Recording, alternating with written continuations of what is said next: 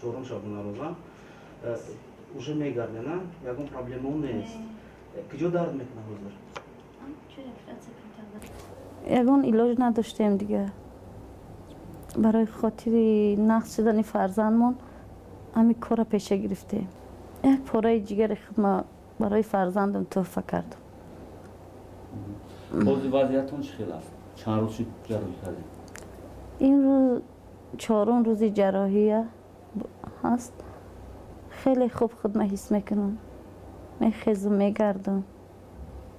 نازای همه حالتون خوبه وضعیت دخترتون چخیل است؟ وضعیت دخترم هم نازای خوبه وی هم نازای سوزه مسکو رفتگی بدیم همه خیلی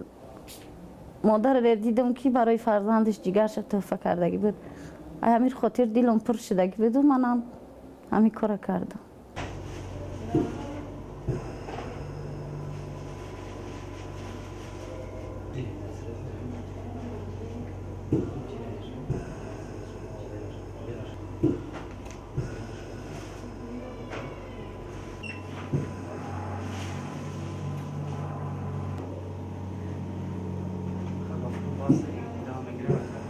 بعد این دیوم روز جراحی مثل خیلی خودمون حس میکنیم خوب حس میکنیم من رحمت پدر و مادرم دکترها که ما رو طبابت کرده استن انا جگرای حسنف که اودینایف حسن ماده وای کردند بیان کردند روزی شکر خدا نقص حس میکنم اول قوت نبود وزیر چی میکنم اول درد میکردم خیلی کردم در برادرم را جیرم نیست که جیرم را دادم ارکش را با باش را زاره کرد و دادم من همه سوال میشم وضعیت ندارم تماما سخت چکه میگم یه رازگی دادم چکه میگم همسایه میشه اگر من بیمدادتر شوه میشه نشوه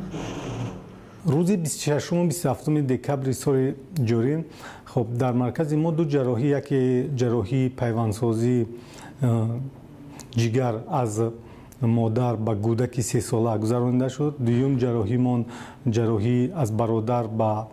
دادرش که جراحی پیوندسازی جگر گذرانده شد خب رفتی جراحی ها به نهایت خوب گذشت دوره بعدی عملیات جراحی هم خب به مشکلات هست تا امروز خب بیمارا در زیر نظارت می باشد خب بعد گذراندن چنین جراحی ها با موفقیت شماره بیمارانی که به ما مراجعت میکنند خیلی زیاد شدند